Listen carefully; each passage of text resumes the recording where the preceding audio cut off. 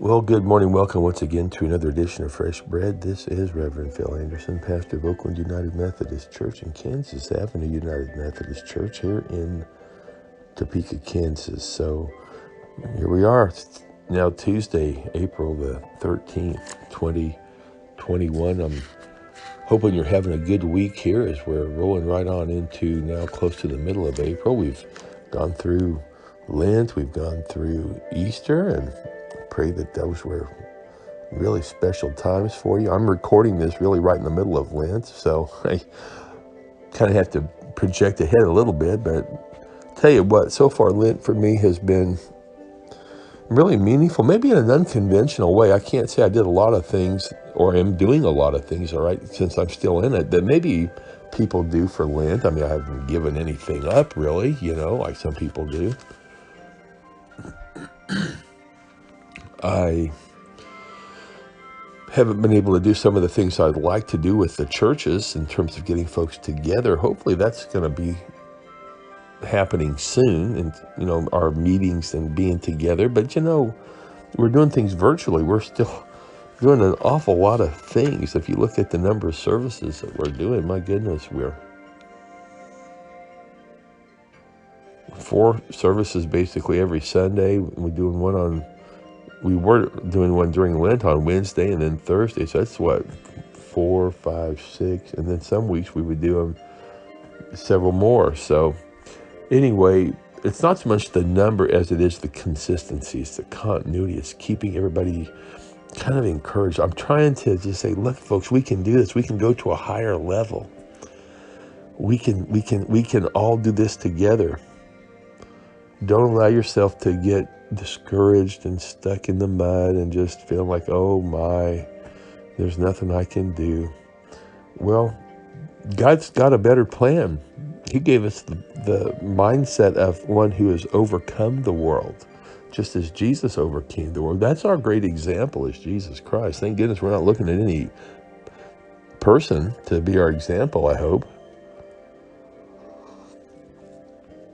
We've got examples, but our prime example, our main example is Jesus.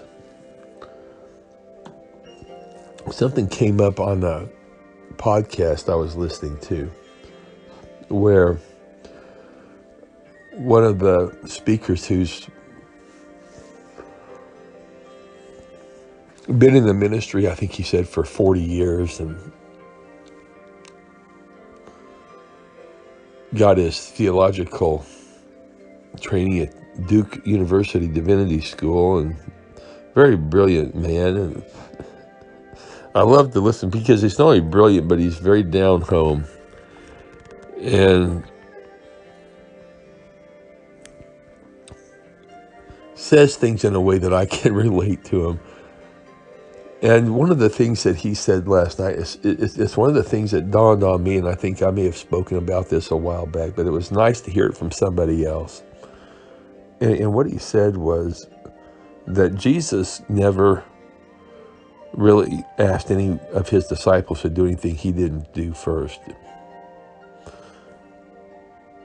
So Jesus went out and was tempted in the wilderness for 40 days before he even started his earthly ministry. We were talking recently about this number 40, weren't we?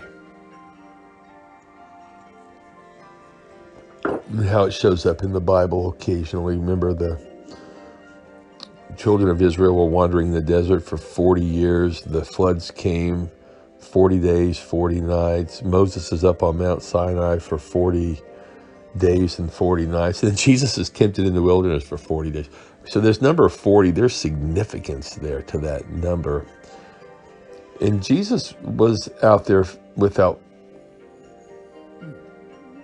food for 40 days. Some of us think we can't go without food for 40 minutes. Try 40 days. See how that feels. So at the end, the devil's tempting Jesus every which way, but, well, he's giving him every kind of temptation he can. And remember, he tells Jesus first and foremost, he approaches his physical need, his hunger. And he says, hey, Jesus, I know you got to be starving by now, man. You've been out here for 40 days. And here, take this rock and turn it into a loaf of bread. I mean, you're God. You can do anything you want. Satan was tempting Jesus. Jesus, I don't necessarily think that was a sin. But in the sense of, I mean, had Jesus turned that rock into a piece of bread, was that wrong if he'd have done that? Maybe not, but it was sort of missing the point. It was taking Jesus away from his mission.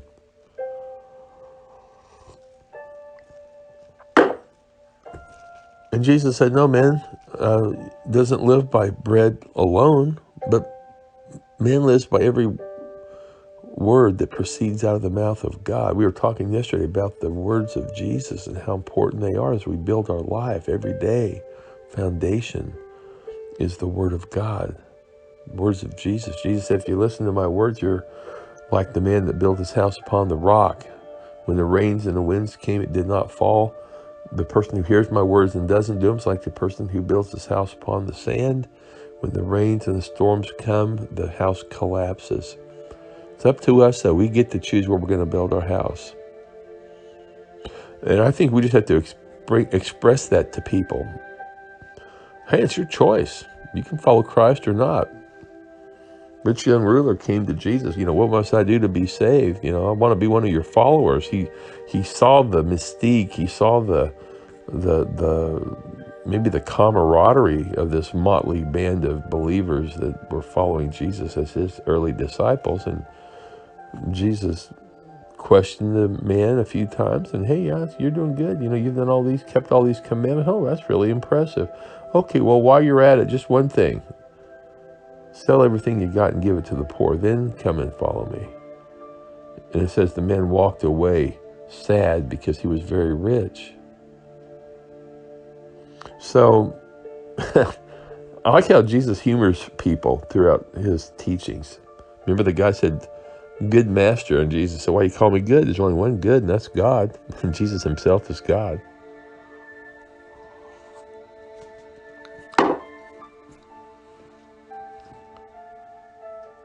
But Jesus never asked his disciples to do anything he didn't do. You see, he went out and he was tempted in every way as we are.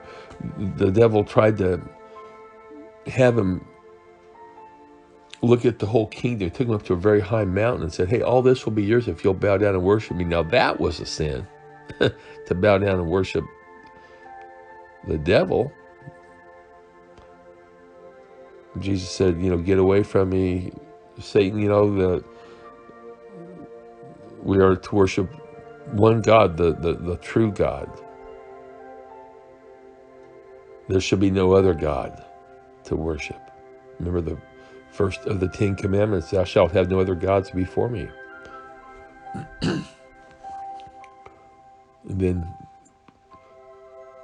the devil takes Jesus up to the pinnacle of a temple, a very high point, and says, if you will jump down right now, you can call on the angels to rescue because, hey, you're God. And Jesus said that it's written, you shall not tempt the Lord your God.